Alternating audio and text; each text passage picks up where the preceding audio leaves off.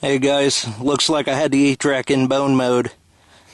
Dug a signal, hit a beer can, and right below it, here's the bone. Interesting. We'll get back to you.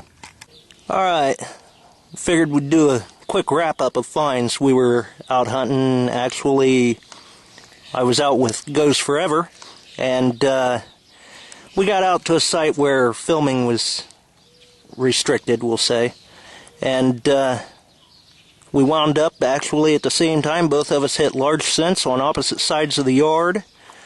G4E got, I believe, an 1830s largie, and I had an 1853. He found a couple of flat buttons. One looks to be fairly ornate with a little bit of gilding left. And I happened to come through and found a match to it, so that was neat. We moved on to another spot, and he wound up finding the 17 Merc and a nice looking ring, stamped 10K filled and sterling. So that was definitely a good find.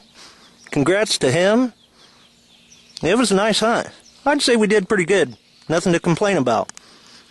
Thanks for watching.